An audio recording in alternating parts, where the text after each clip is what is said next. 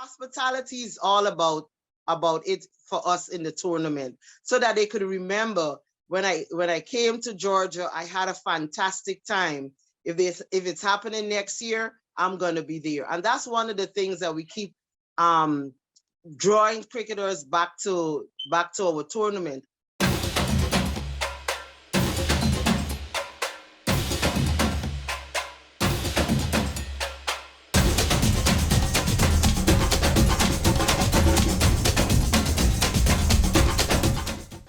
Good afternoon, everyone. Cal Blankendow, beautiful island of Bermuda, here for the Value of Sports through the Caribbean Sports Entertainment Management Group podcast, founded by my good friend, Mr. Vernon Springer.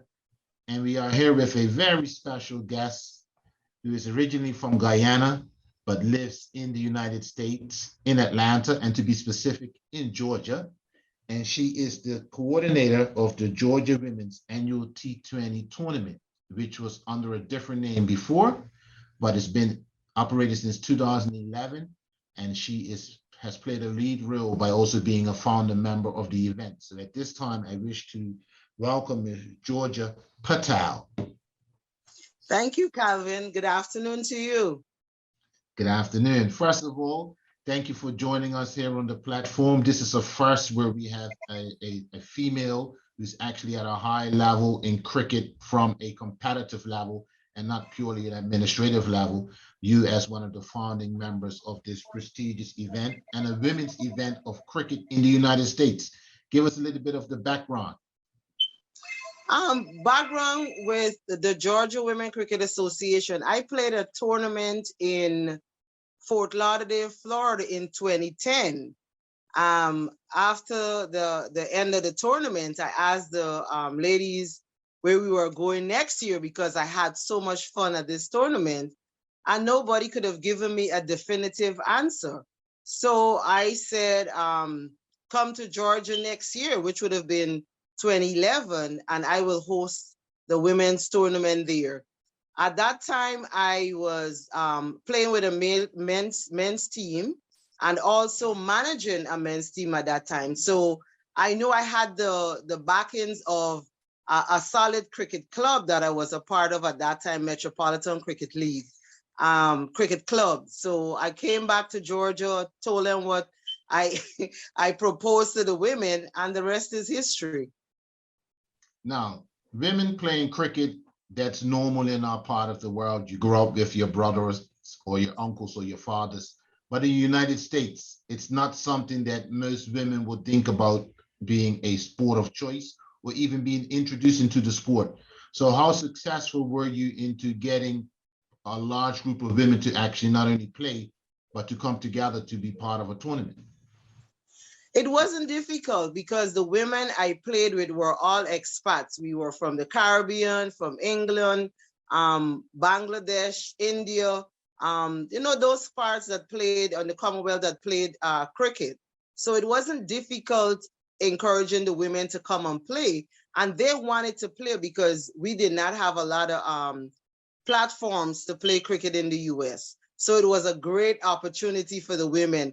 Some of them came out of retirement. We had a cricketer out of Trinidad. Well, she lives in the States, but she was from Trinidad and she came out of retirement. She was 64 years when she played in that tournament. So it was a great opportunity for our women to play. Now, you have the expat community, or those who have migrated out of the Caribbean and other places where cricket is traditionally played. Have you been able to get any born United States citizens, females, to be part of your event? Yes, I have, because I introduced cricket into a high school, Forest Park High School. At that time, my second child, my Simeon, was at Forest Park High School, and I was always attending all events there. He was in track, he was in cross country, he played football, American football. So I was always at the school within the athletic department. So I approached the athletic director asking if I could introduce cricket to students in the athletic department, which he granted me the opportunity. So far, we've introduced over 1,000 kids to cricketing from that school. And from the school, we were able to get kids to play in the tournament. American born who have never played any cricket. A matter of fact, they didn't know what cricket was. Anytime I mention cricket, they're thinking it's the phone company, but there's a phone company here named Cricket. So yes, I was able to get American born to play. Now, I'm an American student. I'm in school. I have track and field, basketball, soccer, baseball, softball, and someone says, do you want to come out and try for the cricket team? How did that go in the beginning? Did you show them the bat? Did you show them how to bowl? Because they're probably doing underhanded or sideways. They didn't. We had to show them everything from how to catch, how to run, how to pick up the ball. We had to show them everything. Now, what the athletic director did, and her name is Coach Angela, she told them they would get a grade when they participated in the cricket program. So if they did not show up, they didn't get a grade, and they had to show up, so it was a great opportunity.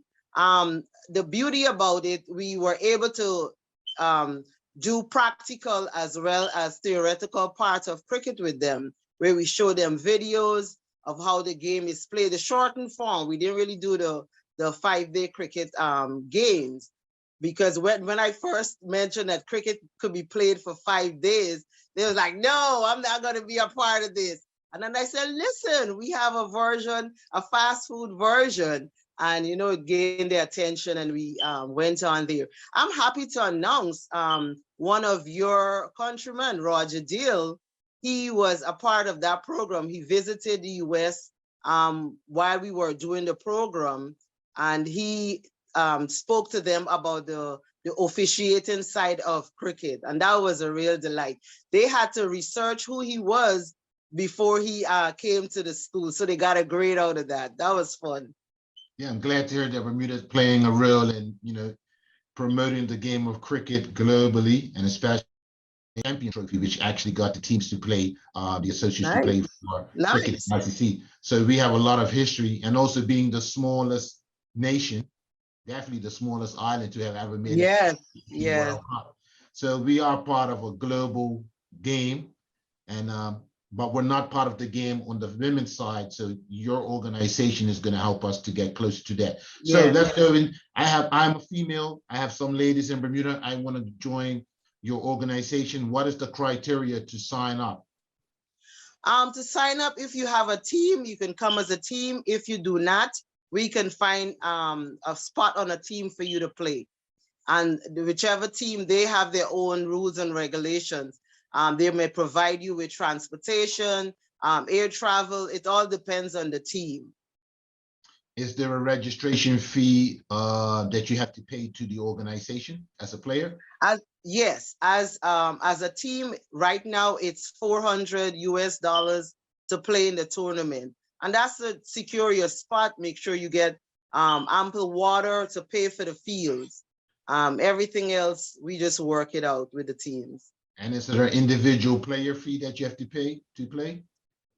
No, well, it all depends on the team, because the teams, so that they can pay the registration, they may tell the individual player to pay $30, which gives you your uniform as well as tournament registration fee. So it all depends on the team, whichever team that you're playing on. Now, the tournament's been going on since 2011. We talked offline. There was only 1 year it wasn't played, which I believe was 2020. We know a lot of events start and then they stop. So what has been the success for you to have a continuous event for 10, 11 years, which is not a traditional United States sports? What has been the secret behind it? It's dialogue and the camaraderie. When the teams come out, the players come out, we ensure that they have a great time, a great platform to great fields so that they can play on. And we also do little things. I don't know if you know about bake and saltfish. That is a breakfast we prepare for them every Sunday morning. You know, they're coming from miles away to play with us. So we try to, hospitality is all about it for us in the tournament, so that they could remember when I came to Georgia, I had a fantastic time. If it's happening next year, I'm gonna be there. And that's one of the things that we keep drawing cricketers back to our tournament. Also, I am real big on having professional officiating at our tournament. I mentioned Mr. Roger Deal, who was here as a match referee several times at the tournament. And he brought us to a level where we're not ever going back down. You know, we would have the playing conditions and don't stick to the playing conditions, but he showed us why we need to stick to the playing conditions. So if anything pop off, we know we have the playing conditions backing us. The officials who have been here, they're certified and qualified. And this year, I'm working hard so that we could have only females officiate at the tournament. We've had males in the past, but this year, why not give the women an opportunity to officiate in the women's tournament? Because they don't have enough opportunities out there. So we do several things to draw back the crowd to us. And hospitality is big on our books. Well-fed, play good playing fields, and just good old fun. Sounds fantastic. Now, the bake and saltfish sounds similar to what we would have here in Bermuda as cutfish and potatoes, which is, you know, our traditional Sunday dish. So I think that would excite some of the ladies who be like, at least I get a home cooked meal once I'm in and not McDonald's. Now, when it comes to women officiating, we don't have a lot of female officials in Bermuda, but we have one or two. Would you be open to one or two of them coming to your event and being a match official or being an umpire?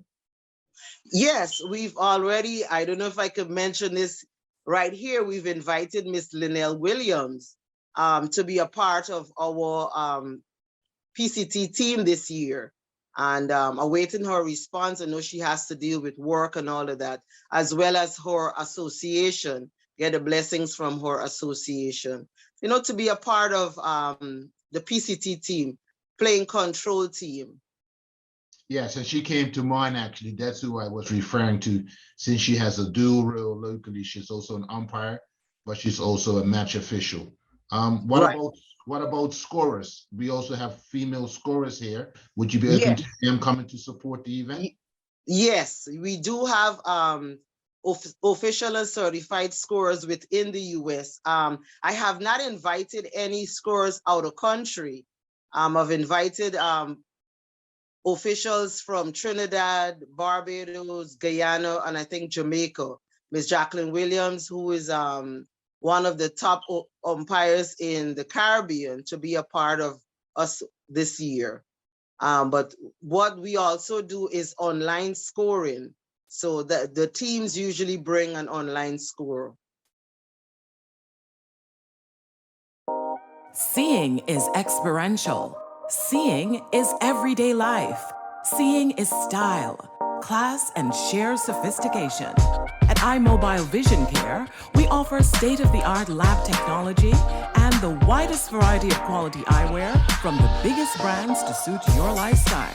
Stop by our offices at Dr. Rosalie Drive, Lower Gambles to get a comprehensive digital eye exam, or call us at 562-7823 and ask about our optical care services. iMobile Vision Care. See and be seen.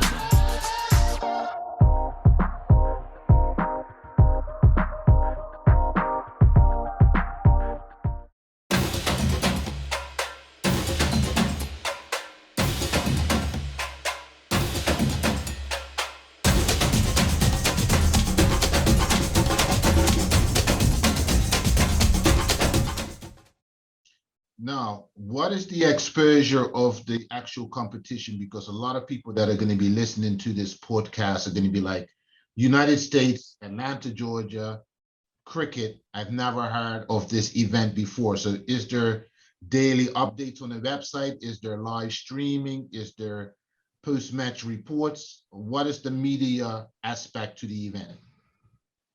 All of the above. We have a platform on Facebook, Georgia Women Cricket Association. We post information there. We do a lot of interviews before the tournament. We mass blast in every area. We have flyers out, and we utilize social media to a great extent, as well as word of mouth from the cricketers who are coming. So yeah, and maybe you've already said it, but the matches are streamed. You can actually watch the match live Yes, being yes. played. The matches are streamed live, live scorecard, as well as live footage on Crick Clubs. And that platform will be sent out the day of the tournament as the tournament progresses. They create the platform and then we send it out. So we always mass blast it on Georgia Women Cricket Association platform on Facebook. What is the minimum age of the female players? Do they have to be 16 and over, 17, 18? 16 and over, but we also encourage a youth player. It gives them the opportunity, as long as that youth player is above average within their youth organization, we allow them to play with us, giving them that platform, because on the 19s, our young girls did not have a platform to play. So we allow them to play within a team, within the women's team. So when we're talking about the level of competition, is it high level? Is it more fun? Is it intermediate? If a national team player from the United States, not Bermuda, was to participate in your tournament, would it be at the same level, or would it be above their level, the average national team player? We have cricketers from all ends, from beginners all the way to national players. At this time, I could probably say all the U.S. national players have played in our tournament. Some were even selected from our tournament. And that's, because we've been trying to give them that platform so that they could get the practice, they have the time to play within our tournament. We also invite international players. We've had Miss Stephanie Taylor's been here. A lot of West Indies national players have been here. We working hard with Barbados Association to allow Cricket Association to allow Miss Deandra Dotton to come out this year. So we all over the spectrum of level of playing. Now, even though this is cricket, we're doing this under the Valuable Sports umbrella because, women in athletics, it's more than the guy that gets up, puts the sports bag over his shoulder, walks out of the house and says, I'll see you when I get back. The mom or the sister or the grandmother, she actually has to make sure that before she leaves the home, everything is okay, the children are safe, so when she comes back, everyone has been fed or everyone will be fed. How do the women manage their personal life, but also making time to train and then be part of this event when they have more responsibilities than just playing in the match? They do several things. Some women travel with their kids to the tournament, and we have tents set up so that they could, put the kids there. They have toys and all of that the kids could use. But the women, they make it happen. Let me just say, they make it happen. If they have to take no pay leave, some of them have done that. Some of them come in the morning and from the flight, they come onto the field to play. They just make it happen because they do not get a lot of opportunities like our men. Our men can play every weekend, every Sunday, every Saturday, Sunday. Our women don't get that. For some of them to be able to play or continually play, they have to play on a men's team. So with this tournament that Georgia Women Cricket Association puts on once a year, it's no holds barred. They do whatever they have to do to get to the tournament. Some of them travel by bus. Last year, we had several women travel by bus out in New York to come to Atlanta because the time that they finally got a time off from work, but the airfare was out of the wazoo. So they took the bus and came. So our women, you know, they're tenacious and they do what they have to do to get to the tournament. Are many of the women coming over from other sports? Would they have played baseball, softball, tennis, golf, or are they coming Yes, directly yes, into cricket? yes. And some have played soccer also. Some women played soccer, they play soccer. We have national players who play softball. So and that's one of the areas I'm working in right now, to get more women out of the softball arena to join cricket. It's an easier transition for them than me looking at a soccer player. You know, with the softball player, they already have that eye-hand coordination. So it's a transition. It's just letting them know they got to bowl the ball, pitch the ball over instead of under, and you know, stuff like that to work with them. Now, you know, when men play cricket, there are always women watching. You know, they like to see the strong young man batting and bowling. Now the women are playing. Do you have a large male following in as spectators? We certainly do, but it was a marvelous thing. Let me backpedal so that I could give you it. When I first started marketing the tournament in 2011, I got a lot of pushback from the men. It's like, women don't play cricket. Women should just stay in the kitchen, make babies and cook. And I said, you know, the particular guy that was telling me, I said, you know, if I was your manager, you would not be playing cricket because you dropped too many catches.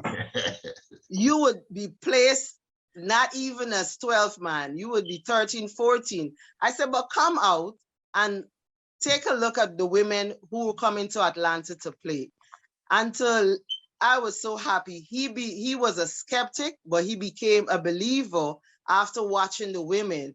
The women were just gloriously hitting some sixes and wasn't dropping any catches, and it was a sight to behold. They did not see women play before, but they were making a judgment and have an opinion after they saw the women play. They embrace us. So I don't have a problem with the men anymore when I talk about women playing cricket in Georgia. A matter of fact, one year we had Tasmin Granger. She came out of Zimbabwe to play with us, and they allowed her to play on the men's team because she was really good. She's a national player for Zimbabwe. Now, this event or any event, there's always administration and there are expenses. How large is the team of administrators or managers, and how do you fund the program? Do corporate sponsorship or city council government grants, etc.? Don't have a grant from the government, my city as yet. We are still working on things like that. But most of the funding is through friends and family, through small businesses. Caribbean Shipping, they've been one of my great supporters. Caribbean Bakery, they've been one of my great supporters. And I have friends, the first set of friends that I approached who are truck drivers, they support me, like Jeff Humphrey and Ryan Mahans. These guys really support me, you know, in putting up the finances. We try as much as we can to help the teams, but, you know, they pretty much take care of themselves with the uniforms and transportation. We take care of all their meals and other tournament things that, you know, expenses that needs to be covered. We try as much as we can to help the teams. Now, you're from the beautiful nation of Guyana. Yes, sir. Some outstanding cricketers have come along the years that have lit up the world and made all of us want to be part of the West Indies. Have any of the high-profile players have you been able to reach any of the high-profile players to either come or say, listen, I'm going to make a small donation to bring in some of the other, you know, outstanding, talented players to assist you? Oh, yes, we have. Mr. Alvin Kalicharan out of Berbice, where I'm from, Guyana, he has supported us. We have Clayton Lambert. He was a part of the tournament for a couple of years, but because of his coaching schedule, he's not with us as much as he wants to be. He provides coaching for the local teams, Georgia teams, as well as we would have like a day camp, and he would run that session for all the teams. We've also had Miss Stephanie Power out of Trinidad. You know, she was captain as well as wicketkeeper for the West Indies women's team. And she has been a consultant for the tournament as well. So we've had a lot of high profile folks come out and assist us. Now, this event is in Atlanta, Georgia, since 2011, running for 10, 11 years straight. Have you ever thought about taking the women that come to this tournament and doing a mini USA tournament in Guyana, maybe? I thought about it. I couldn't get, at that time, I couldn't get the president of the board, but I'm able to work on it. But I really was trying to get them to St. Lucia because St. Lucia, I'm also a citizen of St. Lucia, and they have a program that I just want us to connect and be able to do it. But then COVID hit and we can't do it because we get a lot of St. Lucian women come out and play in the tournament, like Marlene Prevail and Jasmine St. Charles, and they come out. Fidel, they're national players that come out and help us. Right. And have So you yes, ever... I'm working on getting, also Jamaica, there's a tournament that started 2 years ago. And we're trying to get a US team there, but COVID hit and everything just on the back burner right now.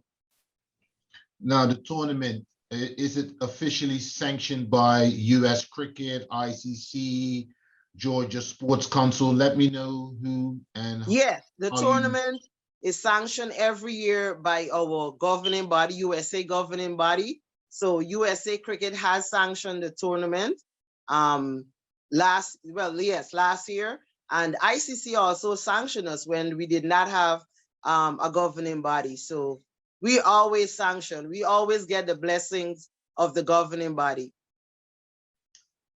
Where do you see the tournament going now? It's 2022, say 2028, 5 to 6 years from now. Where will this tournament be? So when I first started, I was just thinking about America, giving the American women an opportunity to play. But then, you know, as I'm in the cricket, I realized the Americas, the women in the Americas do not have enough opportunity. So right now I'm working with people in Mexico, Argentina, Bermuda. We have Belize and the different nations in Americas so that they could have an opportunity to play, to open our platform for them to come and play. So not only our American lay women can play, but women of the Americas could come and play with us. Now, you do have an more adult tournament, even though you can be 16 and up. Have you ever thought about having a U15, maybe 13 to 15 tournament, so those young ladies will then look up to the senior adult women and keep the tournament going? Yes, I thought about that, but I was also looking at, we have other associations that do the youth tournaments, and I've already been always been a part of those organizations. But Georgia Women Cricket Association, I'm still not there in promoting or giving the youth that opportunity. You know, seeing that we're doing the women and other associations are doing the youth. What is your #1 challenge? We talked about all the positive stuff, all the highlights, how long it's been going on, women coming from different parts of the world, different parts of the United States, sanctioning, approval. But what is one or two major challenges for you every year trying to get the tournament started again? Challenges right now I see is getting corporate sponsorship. We've approached Coca-Cola and several companies, but we do not have any response. We did not get any response from them. You know, and you know, often I ask the question, why is it we're not getting the door open to us? When you look at men's cricket, they have all kinds of sponsorship. Also, USA Cricket coming on board with us, or we being on board with USA Cricket. That's the challenge I have. I do not know if they see the value of what we are doing, or they understand that we're trying to help our women, which is their women essentially, that that they can be a part of what we're doing, or should be a part. Give us a guideline, because we do not have a template from which we're working from. We just working. If it works, we stick with it. If it doesn't work, we cast it aside, or we tweak it. So challenges, and my two main challenges, having the governing body work with us, and financial sponsorship from corporate sponsors. So persons that are outside of the United States and may not be familiar with you, but they want to be part of it, how would they be able to either provide, donate equipment or funds? Is there a bank account? Is there a GoFund page? Do they email or contact you? Yes, we do have a bank account, but they can contact me directly to sponsor. My telephone number is 404-566-1359, or you can find us on Georgia Women's Cricket Association on Facebook, or you can email GAWomenCricket2011@yahoo.com. I think I'm gonna Call me anytime.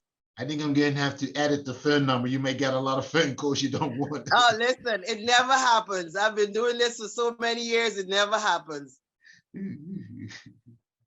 When your body is challenged, it burns fuel and energy. Respond to every challenge with Altitude Sports Drink. It replenishes, restores, and prepares you for the next level. Altitude is uniquely formulated with an electrolyte blend and magnesium available in fruit punch, blue frost, and grape. Altitude. Raise your game.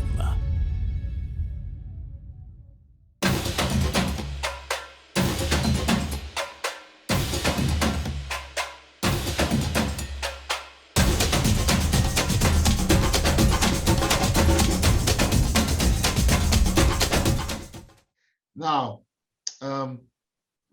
you play cricket, you manage cricket, but what do you do outside of the tournament? Who is Georgia? Who is Miss Patel, I mean? I am a retired early childhood educator. I am currently independent beauty consultant with Mary Kay, and I just travel, live and travel. I'm living the American dream.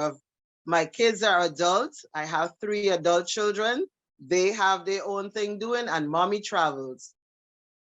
Now, cricket is actually growing in the United States. Looking to get test playing status, having played, I believe, against Ireland recently, doing quite well. Investors coming in for, I believe, $1 billion, creating franchises similar to Major League Baseball. That's on the men's side. Do you feel that there's enough attention being given, even though maybe at a lower scale, to the women to create the same opportunities? They still have to do a lot more for the women. They can do a lot more, and they should do more for the women. You see, the men can play like every weekend. There's a tournament. There's leagues. We don't have a women's league in this country as yet.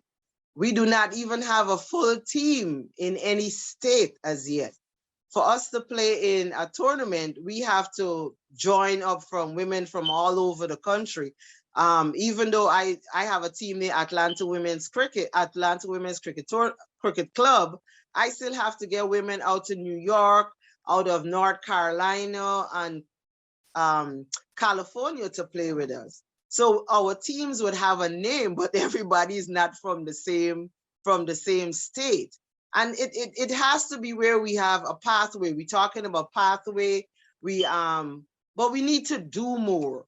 Get into the schools. I have a program at Forest Park High School. I am yet to sit with anybody from USA Cricket to show us how we can do it, how we can, we can make it work. I'm just I'm a certified, Australia certified level 1 coach. I got certified because I couldn't find coaches to help me in the program. So I got myself certified, so present that. But we need the help, you know, like how Australia has these programs in the school and they have the pathways and how to get it done.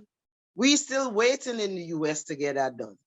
You know, I'm in Georgia. I know New York has a school program. I'm still waiting on my friend to help me to get the template on what we need to do. In Georgia, I'm in a cluster. Our schools are in clusters. So we have in our cluster, we have 12 schools.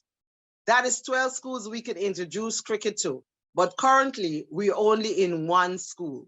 We need more coaches. We need more people certified so that they could present the programs to the other schools. So I'm going to make a pitch to you because it's all about partnering. That's what the Caribbean Sports Entertainment Management Group's all about, and the podcast is Share Stories. So in Bermuda, we have a very robust school program. We have templates because cricket is part of our culture, tradition. Yes. And I'm going to speak to our president, and you know Mr. Stephen Douglas quite well, to share yes. templates with you. And then vice versa, you make sure that we have one of our women's team participate in your tournament at least by 2024, the latest. So then, you know, we work together and then the great grows on both sides of the Atlantic. Yes, we also working with Miss Kelly Smith out of Bermuda to see how many women she could get to participate in the tournament this year. I know last year we were talking about it, so hopefully she at least could get 1 or 2 women. Whatever she can get, we're ready to welcome them to Georgia. Yes, and we're going to look to launch the program this year. Who knows if there are some outstanding women that may want to participate, but I believe by next year, you know, there should at least be, you know, a handful of players, or maybe Bermuda will put in a team, a select team, wouldn't be a national team, but a select team to introduce them back into the international. That would be wonderful, wonderful. We didn't talk about, even though we talked about the fast food format, what is the actual format of the competition and how many days? So is it T20 or T10? It's T20, 2 days, and we're hosting 16s. 16s, okay. And if you're not staying with a guest family, does the organization have partner hotels with rates? Yes, we partner with hotels to get reduced rates for the teams.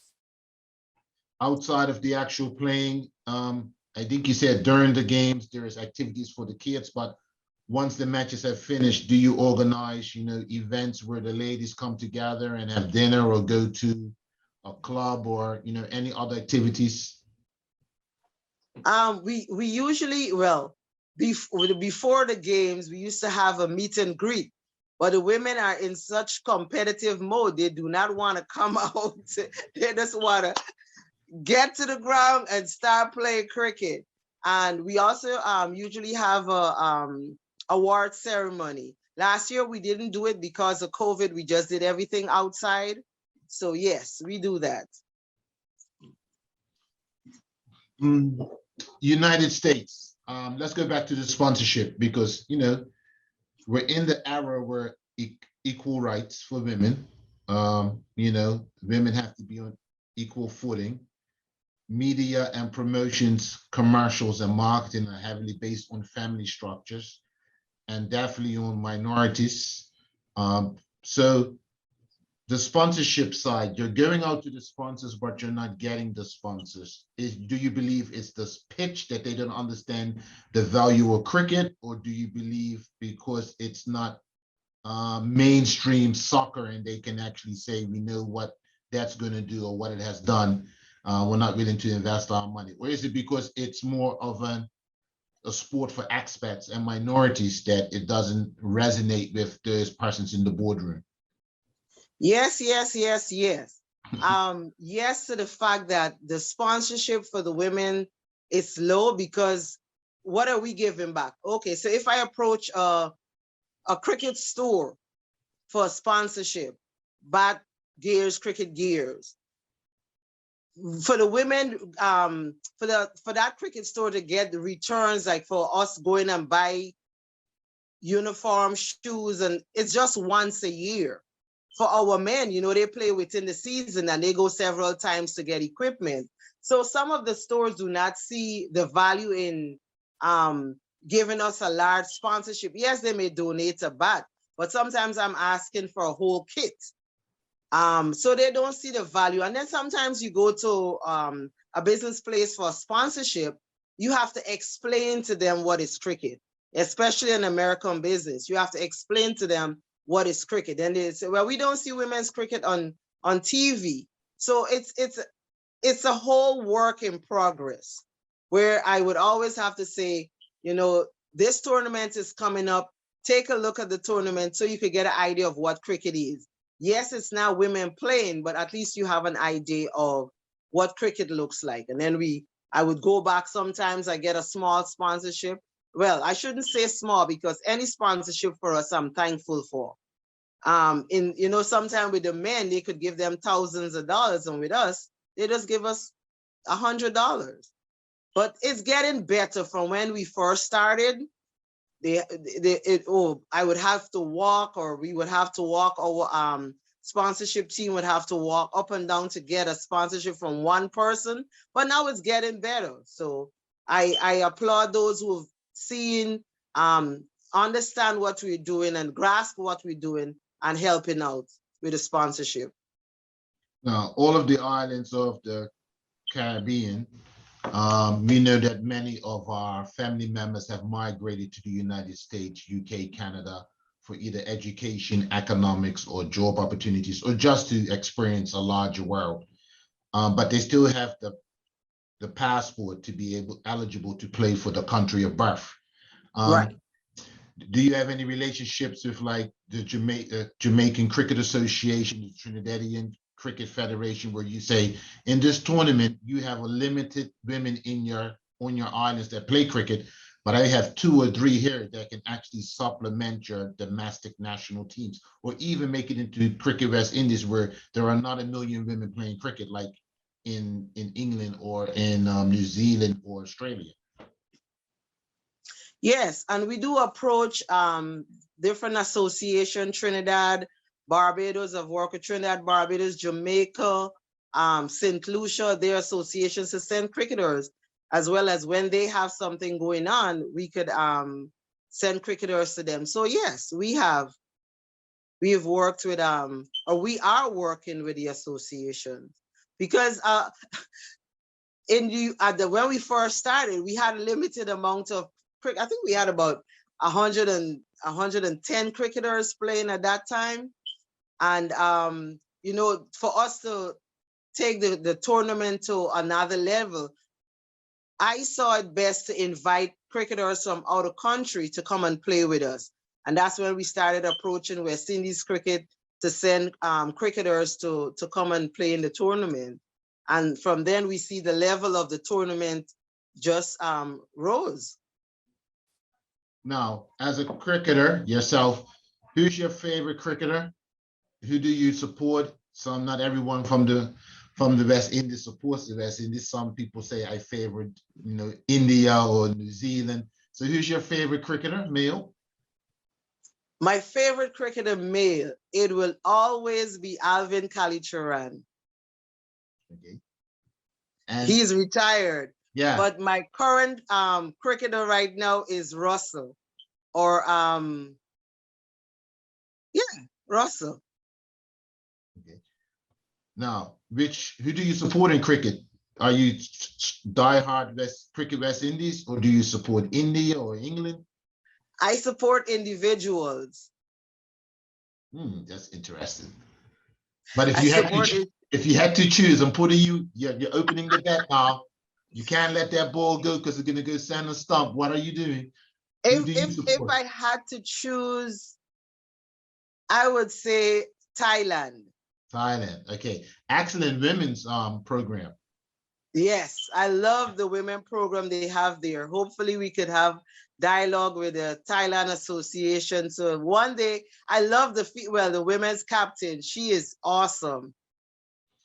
Now, outside of the tournament, does your organization provide any forums or maybe quarterly meetings or presentations on a cricket topic to say, all the women that participated, let's get together on the Zoom, and what did you think about the game between Australia and Thailand? Or, how is everyone doing? Just checking in on everyone. Can they fellowship outside of the tournament for 2 days? Yeah, we do that.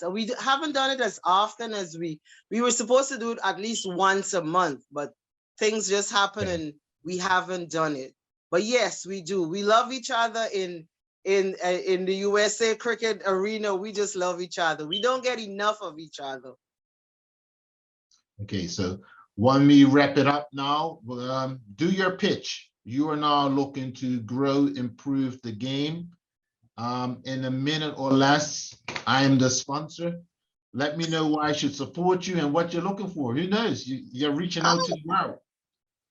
It's all yours. Wonderful. Just thank you for the opportunity to be on your program, pitching for Georgia Women's Cricket Association. Our annual tournament will be on May 28th and 29th, 2022.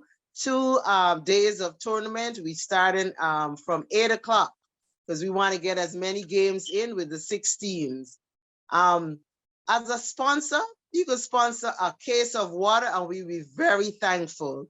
If you want to sponsor a bus for a team, we will do backflips. Anything that you can sponsor, we would say thank you. Nothing is too small.